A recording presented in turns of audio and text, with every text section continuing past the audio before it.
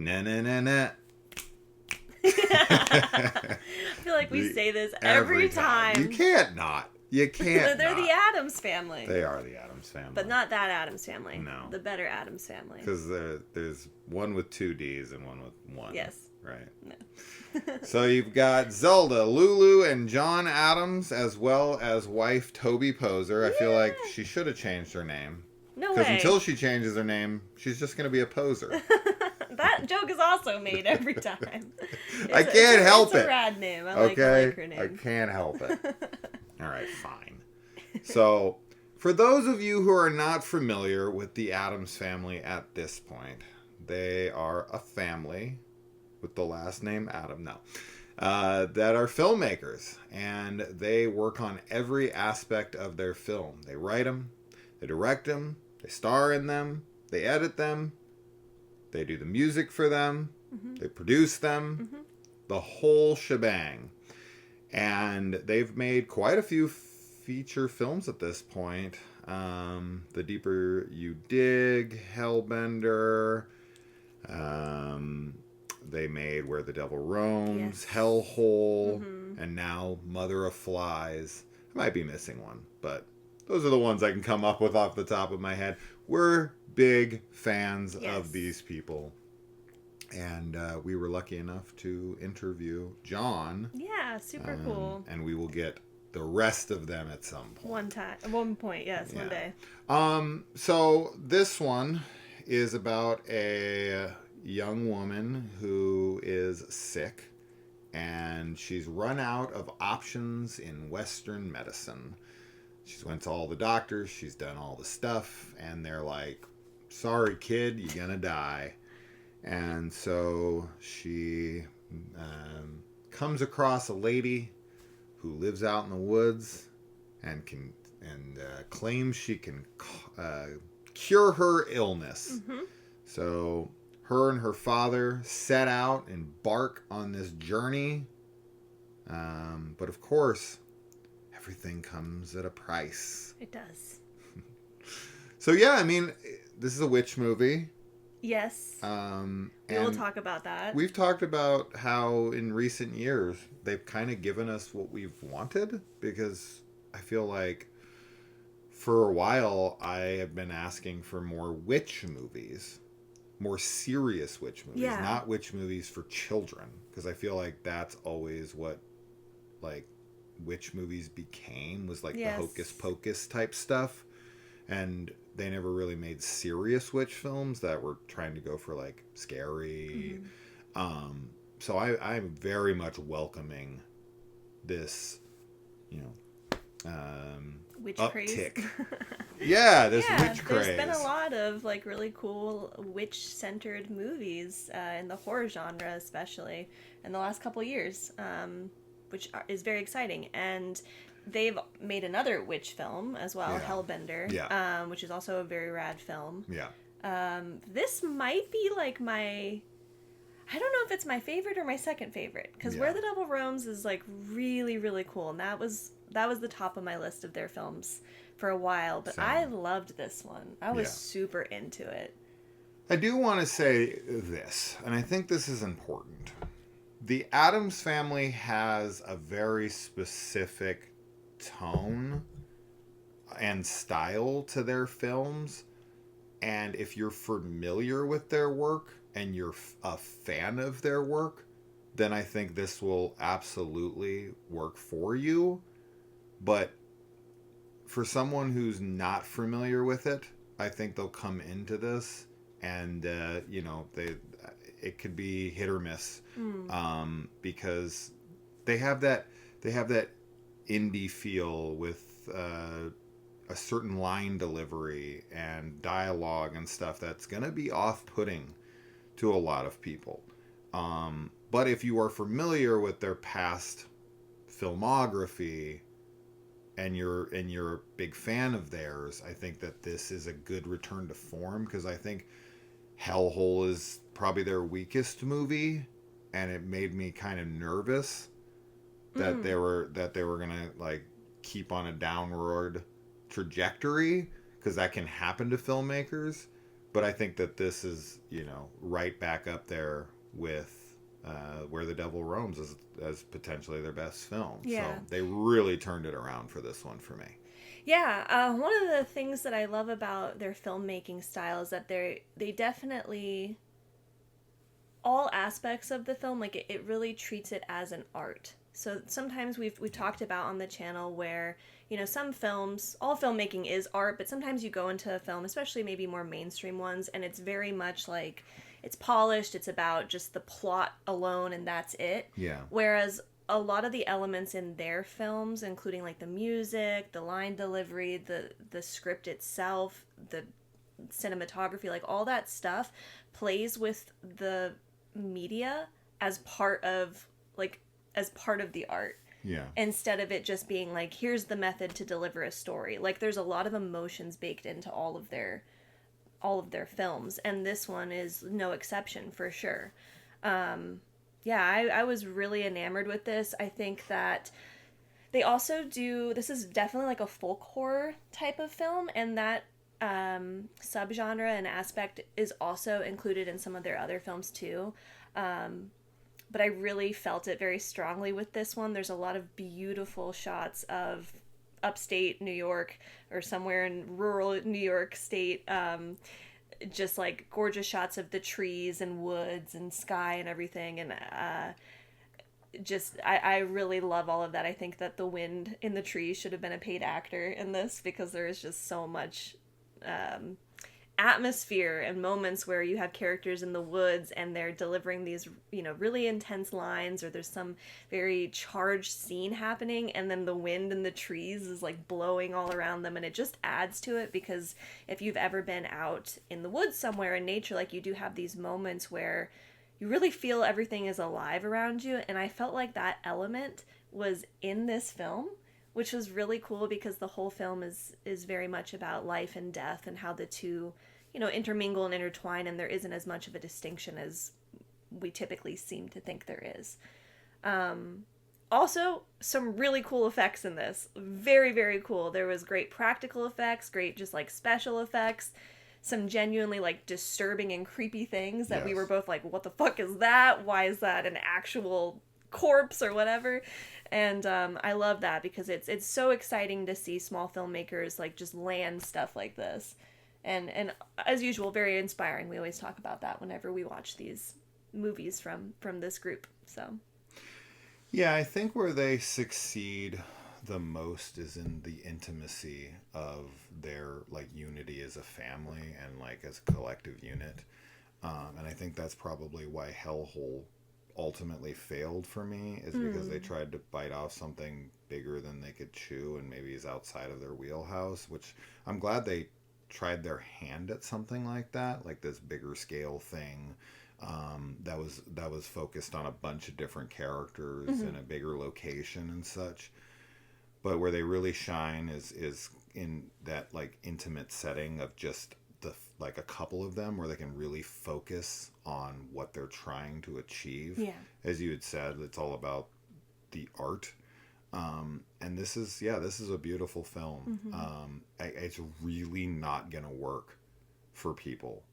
Like, certain people are gonna hate this. I already went to Letterboxd and whatnot and was looking through reviews, and as expected, 1.5 stars. Like, So lame. this is so lame, blah blah blah. And I was like, sick. I can tell, I can absolutely, while watching this, I can see that it would be off-putting, some of the line delivery, especially in the opening when they're in the car and they're talking to each other. It does feel a little line ready. It doesn't feel natural in a lot of ways, and I understand that, but there's so much more to the movie, and I feel like it gets better as it goes on. I feel like maybe they almost shake that off through the film, and it's never fully gone, right? Like, I don't think they're bad actors. I also don't think they're great actors, but I absolutely love what they bring, right? I think that they have so much talent in so many areas, and I think that I can always look past certain things because of how much I'm appreciating what they're doing. right? So any like minor gripes and issues I have with like this moment or that moment where this line delivery or this bit of dialogue feels a little forced or a little stiff or whatever, there's so much more there to appreciate and to kind of soak in, that all like those kind of just wash away for me, and I just roll with it, especially since like they feel like because they're a family who makes films, and that's that's inspiring for me and everything. They feel, yes, we got to talk to John for a bit, so I don't want to seem like we're friends or anything, because we're not. But you know how that feels, where it's almost like social media people or something, where you get that feeling of like They're being very authentic and genuine. that you know them. Oh, sure. You know what I mean? Yeah. You feel like you're part of the family in a way, Yeah, where you're hanging out with them and you support their work, and you got to get to know their flow, and you're like, you feel like you're in on it. Sure. I think we have a lot of trust with them as creators because we've really loved, basically everything that they've made, at least almost everything. So I understand what you're saying, and I do understand also what you were saying about the like line delivery. Personally, for me, it didn't bother me at all. I didn't have any issues with anything because this movie especially has a kind of fairy tale vibe to me. So just sort of all of it kind of fell into that category in my mind, and it's like easier to get into that rhythm for me because I was thinking of it in that way already. Whereas I think, yeah, some people, like, if they're not familiar, especially with indie filmmaking, and then also folk horror especially, because that is kind of a thing in folk horror as far as like slower pacing and maybe not as hyper realistic stuff or something like that, I think people would maybe not vibe with it as well. But it's still something that, like, because as you said, there's so many other aspects to the film in terms of like the visuals. There's a really cool set design that happens in this cabin that was really reminiscent for me of if you saw the movie Rabbit Trap earlier last year. Some cool stuff there, like just in terms of like nature and set design stuff. Really, really cool, and dug all of that. But yeah, I want to encourage people to check out their works.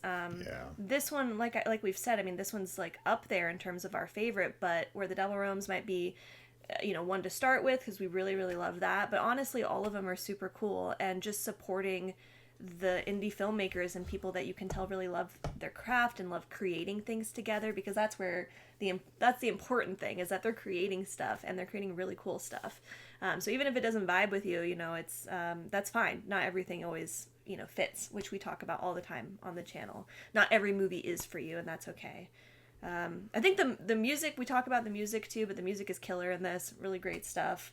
Yeah. Very fitting for, like, lyrically fitting the story, and just the sound design of everything is really cool. Yeah, they incorporate their own actual music in here as well. Not only do they do the score, but they also do songs that they perform. Yeah. And John does like the bass and such, and I think Zelda is the one who's singing. And it's just, it adds to the charm. Yeah. Right. And the effects are awesome. I love them. Cool. I think they're my favorite effects of this year thus far. Yeah, I really agree. enjoy like what we got. There's a scene where something is reciting some like almost poetry or like incantations.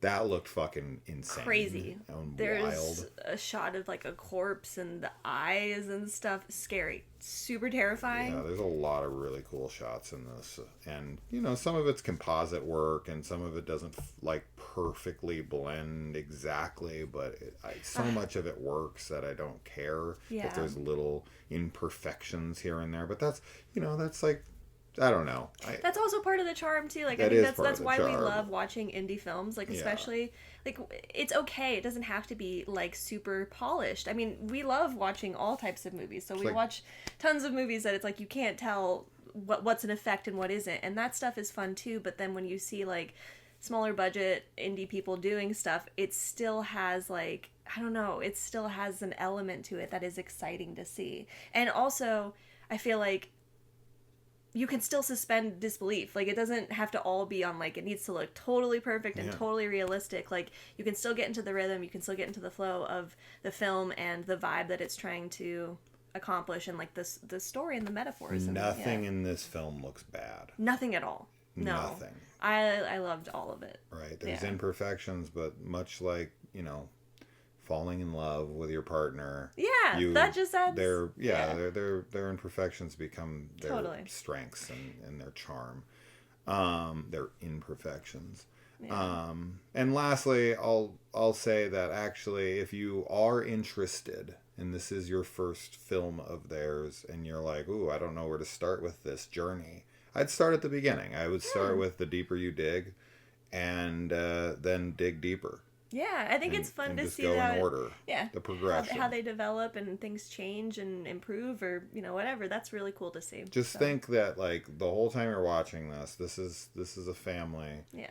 Who literally has taken the art of film and been able to completely craft it from the ground up together. Yeah. Right? Like, everything is them. Outside of, I think they have, like, one guy who comes in and helps them with, like, special effects. But other than that, pretty much every other aspect of the filmmaking process, from the cinematography to all of it, is them. Yeah.